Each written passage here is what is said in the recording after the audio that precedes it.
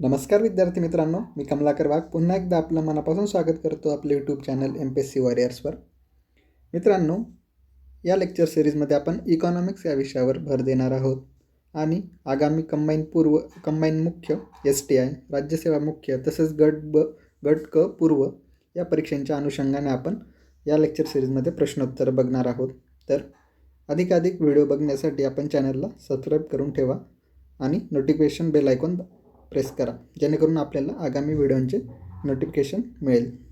तर आजच्या लेक्चरला उशीर न करता सुरुवात करूया. पहिला प्रश्न, खालीलपैकी कोणत्या बँकेने ग्राम निवास योजनेअंतर्गत खेड्यातील घरांवर पुन्हा भर देण्याचे नियोजन केले आहे? पर्याय दिले आहेत ICICI bank, HDFC bank, central bank of India आणि स्टेट बँक ऑफ इंडिया. तर याचं योग्य उत्तर आहे स्टेट बँक ऑफ इंडिया. तर साहजिकच स्टेट बँक ही भारतातील अग्रगण्य आणि सर्वात मोठी बँक आहे.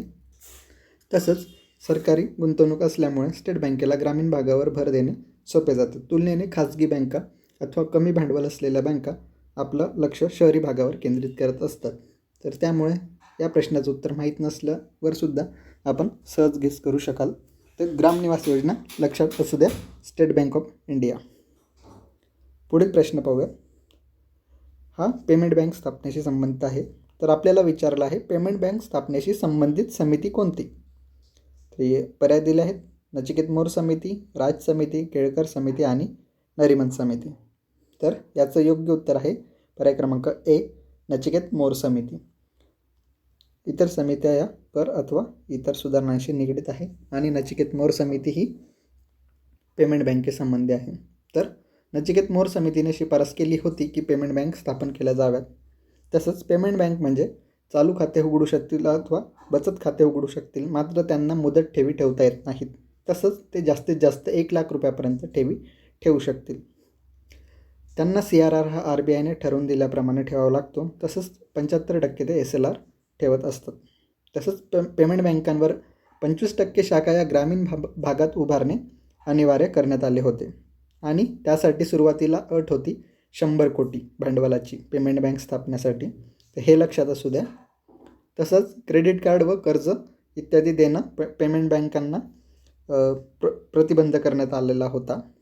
मात्र ते ATM कार्ड, डेबिट कार्ड तसंच म्युच्युअल फंड, विमा इन्शुरन्स इत्यादी देऊ शकत होते.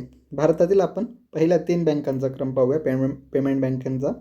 पहिली होती एअरटेल पेमेंट बँक, राजस्थान. दुसरी आहे पोस्टल पेमेंट बँक, जी भारत पोस्टाची आहे.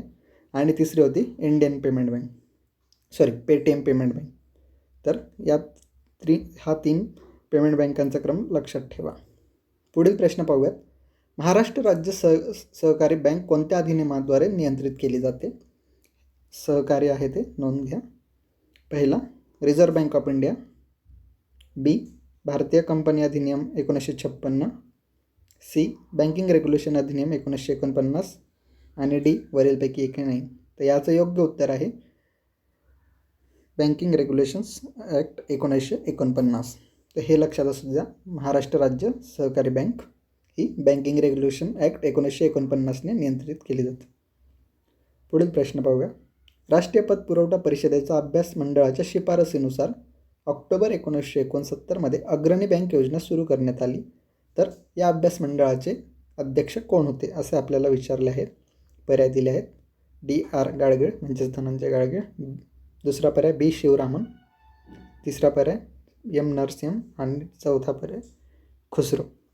तर याचं योग्य उत्तर आहे साहजिकच पर्याय क्रमांक 1 धनंजय गाडगीळ, ज्यांच्या अभ्यास गटाच्या शिफारसीनुसार अग्रणी बँक योजना सुरू करण्यात आली. आपल्याला माहीत आहे तर गाडगीळ हे अग्रणी बँक योजनेशी संबंधित आहेत. तर B शिवरामन हे कृषी पतपुरवठे संबंधित आहेत, म्हणजेच त्यांच्या शिफारसीनुसार नंतर नाबार्डची स्थापना झाली आहे. तर नरसिंहन हे बँकिंग सुधारणांशी संबंधित आहे. तर पुढील प्रश्न पाहूया. भारताची औद्योगिक विकास बँक खालीलपैकी कोणत्या वर्षीच्या अधिनियमान्वये स्थापन झाली? तर पर्याय दिले आहेत 1962, दुसरा 1964, 1967 आणि 1969. तर सुरुवातीला मिश्र अर्थव्यवस्था स्वीकारल्यानंतर उद्योगांना कर्ज पुरवठा वगैरे इत्यादी करण्यासाठी सुद्धा सरकारी पातळीवर बँकेची स्थापना करण्यात आली अथवा मंडळांची स्थापना करण्यात आली होती. तर त्या अनुषंगाने 1964मध्ये ही औद्योगिक विकास बँक स्थापन करण्यात आली होती, ज्यालाच IDBI बँक असेही आज आपण ओळखतो. पुढे पाहूया. बँकांच्या शाखा विस्तारासाठी जिल्ह्यांचे विविध व्यावसायिक बँकांमध्ये वाटप करण्याच्या उपक्रमाला काय म्हटले जाते? पर्याय दिले आहेत. ग्रामीण विभागाच्या विकासाचा संकलित कार्यक्रम, अग्रणी बँक योजना, बँकांचे राष्ट्रीयकरण आणि डी सेवा क्षेत्र दृष्टिकोन. तर याचं योग्य उत्तर आहे अग्रणी बँक योजना. आपण बघितलं धनंजय गाडगीळ समिती 1969 आणि त्यानुसार यामध्ये बँकांना जिल्ह्यांचं वाटप केलं जातं आणि त्या बँकेने त्या जिल्ह्यांवर लक्ष केंद्रित करून विकासात योगदान देणं अपेक्षित असतं. पुढे पाहूया. मोबाईल ATM प्रदान करणारी पहिली बँक कोणती होती? पर्याय दिले आहेत. A ICICI bank, B HDFC bank, C axis bank आणि चौथे इंडसइंड बँक. तर याचं योग्य उत्तर आहे पर्याय क्रमांक A ICICI बँक. या बँकेने सर्वप्रथम मोबाईल ATM प्रदान केलं. पुढील प्रश्न पाहूया. उभरते सितारे निधीची स्थापना कोणी केली? पर्याय दिले आहेत. RBI, दुसरा एक्झिम आणि सिडबी बँक, तिसरा RBI आणि सिडबी आणि चौथा अर्थ मंत्रालय. तर याचं योग्य उत्तर आहे एक्झिम आणि सिडबी बँक. साहजिक एक्झिम बँक ही आयात निर्यातीला प्रोत्साहन देते आणि सिडबी बँक ही लघु उद्योगांसाठी प्रोत्साहन देणारी आहे अथवा त्यांच्या विकासासाठी कार्य करणारी आहे. आता याबद्दल आपण थोडं डिटेल्समध्ये बघूया एक्झिम आणि सिडबी. तर MSME कर्ज आणि इक्विटी निधी सुलभ करण्यासाठी रायझिंग स्टार म्हणजेच उभरते सितारे ही पर्यायी गुंतवणूक निधी सुरू करण्यात आला आहे आणि जे भारतीय उद्योग येत्या आगामी काळात फायदेशीर असू शकतील असे उद्योग ओळखून त्यांच्या वाढीसाठी क्षमतेचा वापर करू शकत असतील त्यासाठी पर्यायी गुंतवणूक निधी वापरला जातो. गुंतवणुकीच्या पारंपरिक प्रकारांना पर्यायी गुंतवणूक म्हणून वर्गीकृत केले जाते. ही AIFची व्याख्या securities and exchange board of India म्हणजेच SEBI 2012च्या नियमनाद्वारे केली जाते. पुढील प्रश्न पाहूया. नरसिंहम समितीची कोणती शिफारस सरकारने स्वीकारलेली नाही असे विचारले गेले आहे? पर्याय दिले आहेत. SLR संबंधित, B पर्याय CRR संबंधित, C पर्याय अग्रक्रम क्षेत्र कर्ज पुरवठा संबंधी आणि चौथा पर्याय यापैकी नाही. तर याचं योग्य उत्तर आहे पर्याय क्रमांक C अग्रक्रम क्षेत्र कर्ज पुरवठा. तर नरसिंहम समितीने जो आता अग्रक्रम क्षेत्र पुरवठा 40% तो कमी करावा अशी शिफारस केली होती, मात्र सरकारने ती स्वीकारली नाही. मात्र या समितीच्या SLR आणि CRR संबंधित शिफारसी स्वीकारल्या आणि आज आपण बघतोय की CRR हा 4च्या खाली आणि SLR हा जवळपास 20%वर येऊन ठेपला आहे. तर हे महत्त्वपूर्ण आहे, लक्षात असू द्या. पुढील प्रश्न. 1964मध्ये स्थापन करण्यात आलेल्या IDBI बँकेची स्थापना कोणाच्या धर्तीवर करण्यात आली होती? म्हणजेच देशाचं विचारले त्यांनी, कोणत्या देशाच्या प्रारूपानुसार हे आपण सुरू केली? तर आपण बघितलं पर्याय दिले आहेत. Russia, B Canada, C Britain आणि D अमेरिका. तर याचं योग्य उत्तर आहे कॅनडा. तर कॅनडाच्या धर्तीवर आपण 1964मध्ये IDBI बँकेची स्थापना केली, जी उद्योगांच्या विकासासाठी योगदान देईल. पुढे पाहूया. विधानं दिली आहेत. ए विधान. रिझर्व्ह बँक रेपो रेट कपात करून व्यवस्थेत आणखी रोखता आणते. ब विधान. व्यवस्थेतील रोखता शोषून घेण्यास रिव्हर्स रेपो रेट काम करतो. यातील पर्याय दिले आहेत. अ बरोबर आणि ब चूक, दुसरा पर्याय अ आणि ब बरोबर, तिसरा पर्याय अ आणि ब दोन्ही चूक आणि चौथा पर्याय अ चूक आणि ब बरोबर. तर यात योग्य पर्याय आहे आपला अ आणि ब दोन्हीही बरोबर. तर ज्यावेळेस रिझर्व्ह बँकेला बाजारात रोखता आणायची असते त्यावेळेस रिझर्व्ह बँक रेपो दरात कपात करते, जे आपण करोनाच्या पार्श्वभूमीवर बघितले की रिझर्व्ह बँकेने दरांमध्ये कपात केली आणि बाजारात रोखता आणण्याचा प्रयत्न केला. त्याआधी मंदीची परिस्थिती दूर करण्यासाठी रिझर्व्ह बँकेने हे धोरण स्वीकारले होते, हे आपल्याला माहितीच असायला हवे. आणि ज्यावेळेस बाजारात अतिरिक्त रोखता निर्माण होत असेल आणि जे महागाईला कारणीभूत ठरत असेल अशा वेळेस रिझर्व्ह बँक रिव्हर्स रेपोचा वापर करते आणि बाजारातील रोखता शोषून घेते. आवश्यक नाही की रिव्हर्स रेपोच प्रत्येक वेळी वापरला जाईल. तर ओपन मार्केट ऑपरेशन्स वगैरे इत्यादीचा वापर करूनही रोखता नियंत्रित केली जाऊ शकते. तर पुढील प्रश्न पाहूया. 2003 महाराष्ट्र राज्य कृषी व ग्रामीण विकास बँक हे कोणत्या बँकेचे नाव होते? पहिलं भूतारण बँक, प्राथमिक सहकारी बँक संस्था, भूविकास बँक आणि डी यापैकी नाही. तर याचे योग्य उत्तर आहे भूविकास बँक, म्हणजेच महाराष्ट्र राज्य कृषी व ग्रामीण विकास बँक. पुढचा प्रश्न. क्षेत्रीय ग्रामीण बँका या सार्वजनिक क्षेत्रातील बँकांकडून पुरस्कृत केल्या जातात. ब. एम नरसिंहम हे ग्रामीण बँकविषयक कार्यगटाचे प्रमुख होते. आता यातील आपल्याला विचारलं आहे, पर्याय दिले आहेत.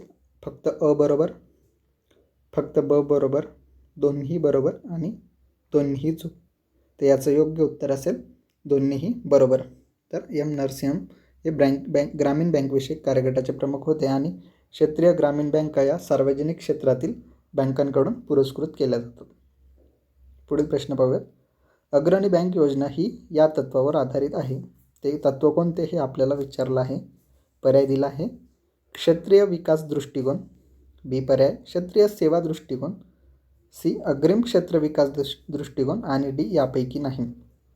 तर आपण बघितलं अग्रणी बँक जे बँकांना जिल्हा वाटप केले जाते आणि बँका त्यानुसार आपल्या जिल्ह्यांवर लक्ष केंद्रित करतात आणि त्यांच्या विकासात योगदान देतात. तर यामागील तत्त्व होतं क्षेत्रीय सेवा दृष्टिकोन. या तत्वावर आधारित अग्रणी बँक योजना कार्यरत असते. पुढील प्रश्न पाहूयात.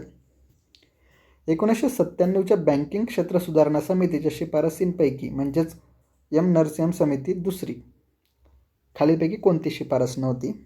पर्याय दिले आहेत. नॅरो बँकिंग प्रयोग अनुसरण्यात यावा, बी लघु उद्योगांच्या गरजांसाठी लघु बँका स्थापन करण्यात यावा, सी भांडवल पर्याप्तता निकष वाढवण्यात यावे म्हणजे CRAR, आणि आजारी बँका सक्षम बँकेत विलीन कराव्यात. तर याचं योग्य उत्तर आहे पर्याय क्रमांक 4. तर आजारी बँका ह्या बंद करण्यात याव्यात, ताळेबंद स्वच्छ करून, ही शिफारस नरसिंहम समितीने दिली होती.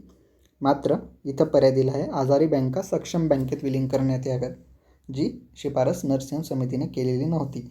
वरील तीनही शिफारसी नरसिंहम समितीने केलेल्या होत्या. उदाहरणार्थ नॅरो बँकिंग, तसंच लघु उद्योगांसाठी लघु बँका आणि भांडवल पर्याप्तता निकष वाढवण्यात यावे हे.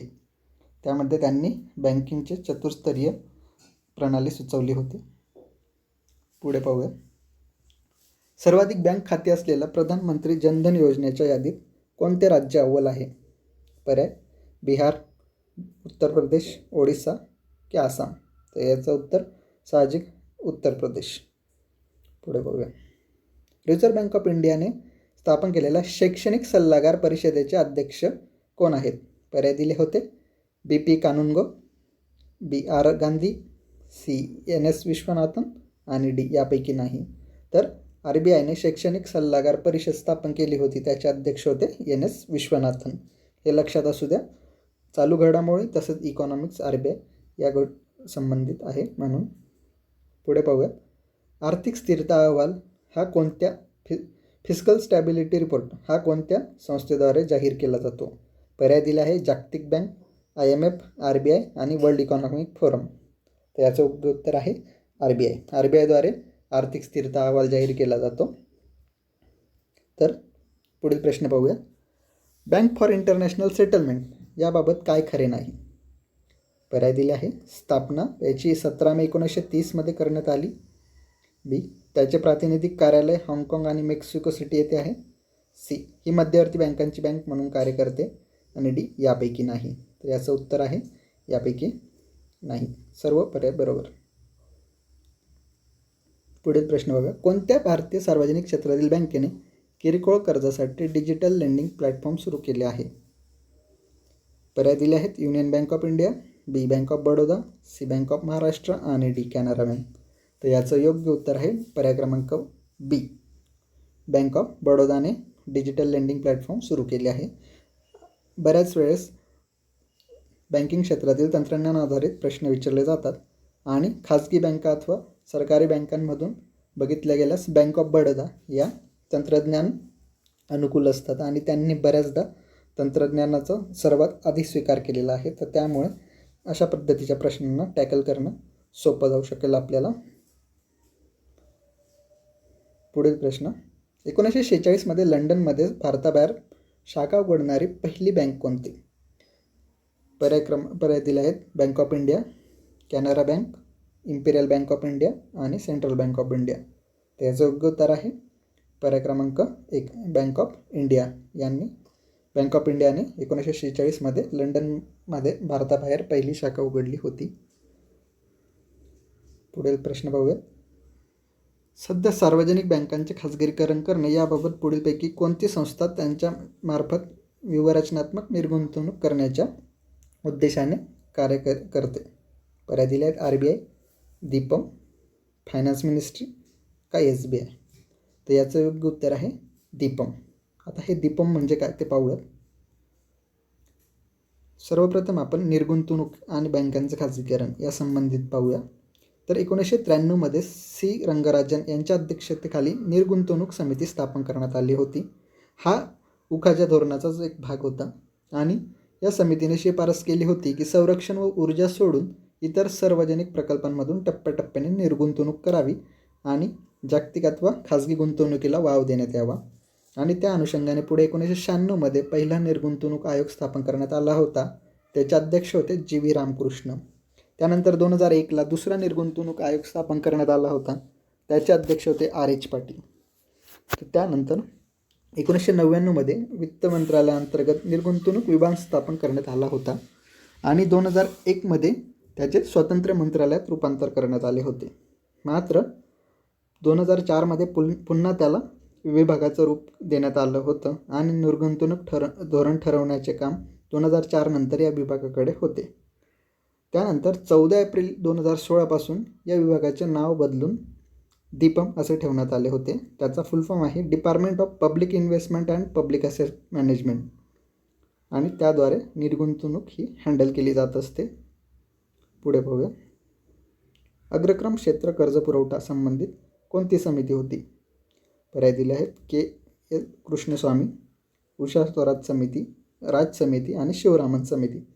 तर अग्रक्रम क्षेत्र कर्ज पुरवठा या संबंधित समिती आहे KS कृष्णस्वामी. आता ते कसं पाहूयात.